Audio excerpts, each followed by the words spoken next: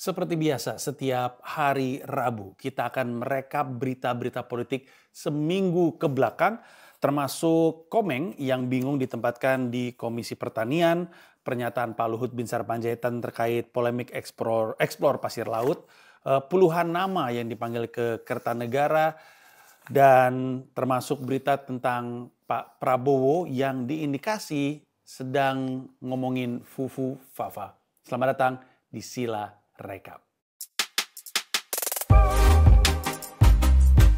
Proklamasi kemerdekaan Indonesia. Believe in God. Kalau emang lu bener meninggalkan duduk dialog sama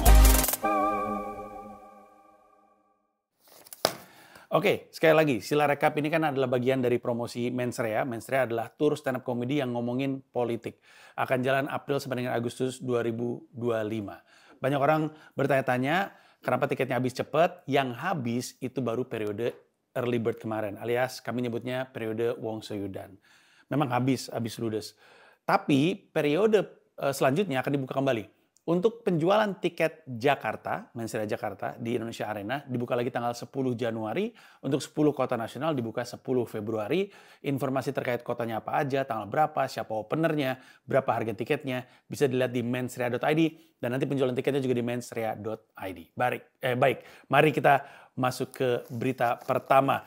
Komeng, senator kita, anggota DPD, bingung karena ditempatkan di Komisi 2. Sebenarnya Bang Komeng tuh pengennya ditaruh di Komisi 3, yaitu seni budaya, sesuai dengan program dan janji kampanyenya kemarin. Tapi menurut penjelasan dari Bang Komeng sendiri, setelah hasil rembukan dengan Dapil Jabar, Bang Komeng ditempatkan di Komisi 2 Pertanian. Ini kemarin jadi viral karena Bang Komeng nanya sama ketuanya, saya mesti belajar pertanian di mana ya gitu.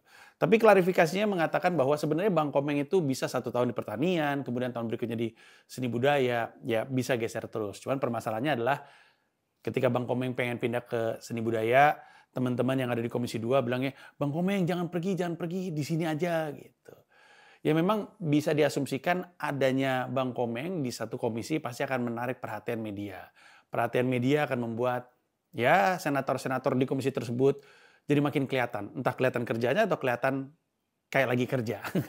Tapi kita bisa membayangkan, namanya juga ada pelawak legendaris ada di komisi mereka. Semua juga pasti pengen.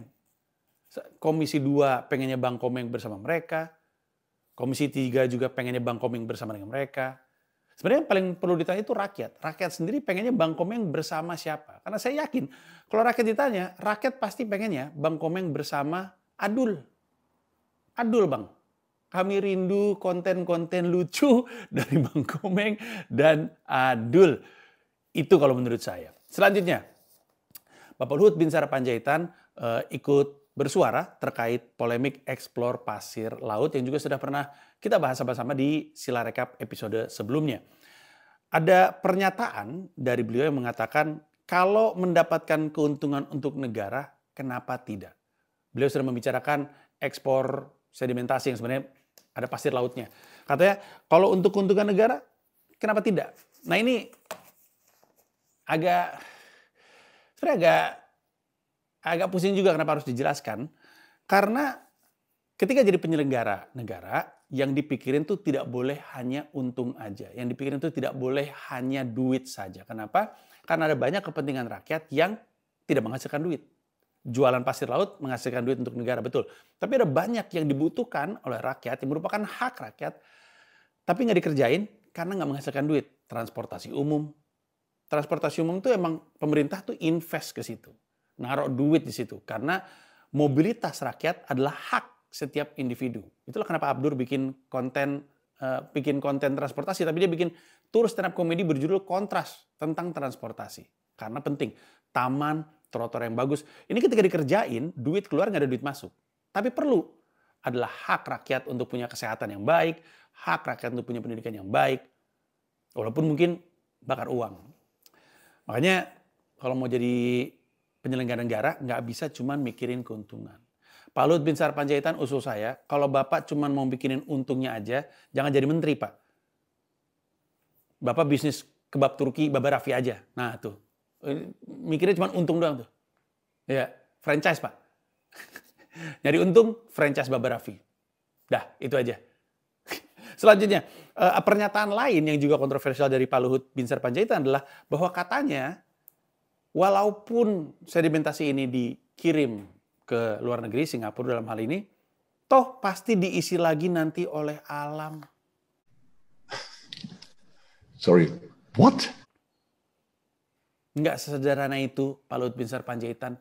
Kita lagi ngomongin pasir laut loh. Bukan ngomongin teh panas di Simpang Raya. Teh panas Simpang Raya bisa diisi ulang. Memang gampang tuh. Gratis lagi. Tapi ini pasir laut, tidak segampang itu Bapak. Astagfirullahaladzim. Tapi pertanyaannya sekarang kemudian adalah, sebenarnya apakah ekspor pasir laut ini emang murni untuk kepentingan rakyat? Karena asumsinya kalau menjual pasir kepada negara yang sangat membutuhkan seperti Singapura akan menghasilkan duit yang banyak untuk negara. Duitnya untuk pembangunan. Pembangunannya untuk rakyat. Itu argumentasi dari pemerintah. Tapi pertanyaannya, apa betul ngejual pasir kepada Singapura ini murni untuk kepentingan rakyat? Atau jangan-jangan untuk kepentingan segelintir orang? Karena adik kandung dari Presiden Indonesia terpilih Bapak Prabowo Subianto, yaitu Pak Hashim Joyo Hadikusumo, ikutan tender penambang pasir. Kenapa tuh? Kenapa adik kandung dari Presiden terpilih ikutan tender tambang pasir? Kenapa? Jawabannya, ya karena mau aja. Emang nggak boleh? Mau. Udah, itu aja. Pengen aja. Kenapa sih ada suzon di orang-orang? Nggak jelas, emang nggak boleh orang pengen jadi penambang? Aneh-aneh aja. Selanjutnya, puluhan nama dipanggil ke kediaman Pak Prabowo Subianto di Kertanegara. Ada 56 nama sejauh berita ini diturunkan, yang dicurigai akan ditawari posisi sebagai menteri atau sebagai wamen. Yang membuat publik menaruh perhatian dalam adalah ada banyak sekali nama-nama yang dipanggil adalah nama-nama dari partai pendukung, partai pengusung, termasuk orang-orang yang ikut membantu memenangkan Pak Prabowo. Sehingga dikhawatirkan ini mah bagi-bagi jabatan lagi. Beberapa nama, saya coba untuk baca secepatnya.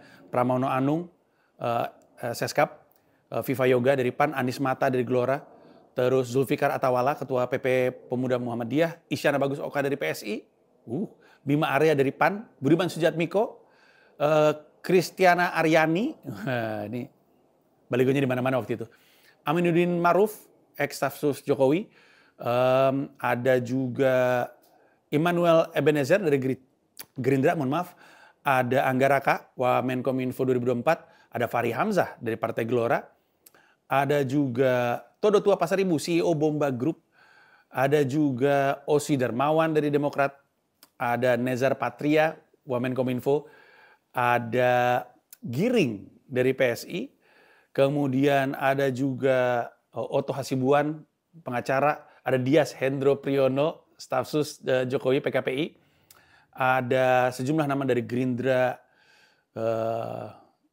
ada dari PKB, Budi Ari dipanggil lagi, kemudian ada Stella Christie, akademisi menarik juga, kemudian ada Didit Herdiawan, Purnawirawan TNI, kemudian ada Dudung ex-Kasat, ada dari Golkar, ada Gus Miftah,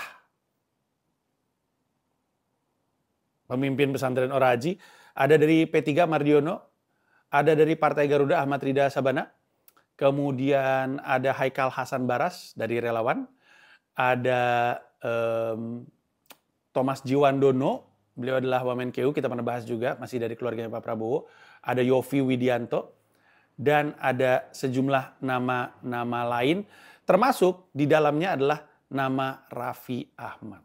Nah, ketika nama Raffi Ahmad muncul, orang curiga. Wah, ini pasti bagi-bagi jabatan nih. Raffi Ahmad mau ditawarin jadi wamen. Suzon itu, prasangka buruk. Belum tentu ketika Raffi Ahmad dipanggil ke Kertanegara adalah untuk ditawarin jabatan sebagai bentuk terima kasih. Belum tentu. Siapa tahu Raffi Ahmad dipanggil, terus merapat. Siap Pak Prabowo, Raffi Ahmad merapat. Ah, Raffi, punya nomor Marcel nggak? Ada sih. Ada Pak. Siapa tahu kan kita belum tentu Raffi Ahmad yang ditunjuk, siapa tahu nyari nomor Marcel. Selanjutnya masih terkait Pak Prabowo. Pak Prabowo kemarin bikin pernyataan bahwa beliau tidak mau kabinetnya harus menghaluskan bahasa. Beliau nggak mau menghalus-haluskan bahasa. Kalau mau ngomong miskin, miskin aja. Jangan ngomong prasejahtera. Ngomong aja. Beliau bilang, saya lihat orang Indonesia suka menghaluskan bahasa. Ini agak menarik. Karena beliau sendiri juga suka menghaluskan bahasa. Saya saksinya. Jadi waktu itu saya pernah nge-tweet terkait Pak Prabowo yang pernah menculik mahasiswa. Kemudian saya diserang sama sejumlah akun. Lalu Pak Prabowo lewat akun Pak Prabowo sendiri mention saya dan mengatakan bahwa beliau pernah mengamankan mahasiswa. Bukan menculik, mengamankan. Dihalusin tuh. Katanya nggak suka menghaluskan bahasa. Karena mengamankan sama menculik beda, Pak. Culik. Bilang aja nyulik. Culik. C-U-C-L-I-K, lek-lek, culik. Gak usah dihalus-halusin, Pak. Karena beda. Nyulik sama ini mengamankan nih. Ini mengamankan. Ini nyulik nih. Itu nyulik. Beda. Jangan dihalus-halusin, Pak ya. Oke, next. Selanjutnya. Gempar sekali di internet karena dugaan Pak Prabowo ngomongin atau nyindir Fufu Fafa dalam pidatonya. Beliau lagi hadir di Rakornas Legislasi PKB. Kemudian beliau memberi pernyataan bahwa tidak boleh caci maki antar kawan, tidak boleh caci maki dengan pemimpin. Lalu ada pernyataan, semuanya kelak akan terbukti. Semua akan kelihatan dan semua akan ketahuan juga. Rakyat Indonesia langsung curiga beliau lagi ngomongin Fufu Fafa. Karena berdekatan dengan kehebohan Indonesia lagi ngomongin Fufu Fafa. Jadi Indonesia lagi ngomongin Fufu Fafa, tiba-tiba Pak Prabowo ngomongin caci maki antar kawan, caci maki dengan pemimpin, dan nanti akan terbukti, akan kelihatan, dan akan ketahuan juga. Rakyat Indonesia curiga beliau lagi ngomongin Fufu Fafa. Beliau nggak ngomongin Fufu Fafa, nggak nyebut sama sekali. Tapi rakyat curiga dia ngomongin Fufu Fafa. Tentu pendukungnya Pak Prabowo nggak setuju. Pendukungnya Pak Prabowo bilang hanya karena berdekatan bukan berarti lagi ngomongin Fufu Fafa. Kan nggak disebut Fufu Fafa. Hanya karena berdekatan dan hanya karena satu tema belum tentu saya lagi ngomongin atau beliau lagi ngomongin Fufu Fafa. Ya benar sih. Tapi kenapa susah banget untuk Anda percaya bahwa Aco bukan lagi ngomongin timnas? Giliran Aco Anda susah percaya. Giliran Prabowo Anda percaya dia bukan lagi ngomongin Fufu Fafa. Gimana sih? Double standard. Sabar. Itu aja. Terima kasih banyak. Kita akan ketemu di episode minggu depan ketika ada lagi berita-berita terkait politik yang bisa kita rekap di Sila Rekap. Terima kasih banyak.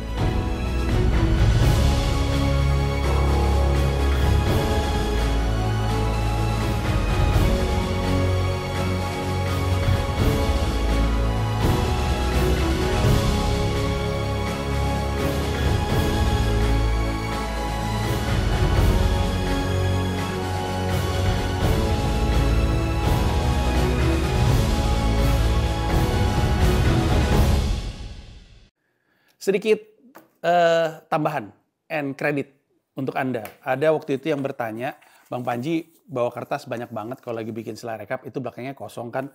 Saya akan mengasih tahu ini belakangnya adalah episode Sila Rekap sebelumnya tuh. Ini Sila Rekap sebelumnya. Tuh. Sila Rekap sebelumnya tuh. Ini semuanya nih, jadi saya nggak buang catatan saya.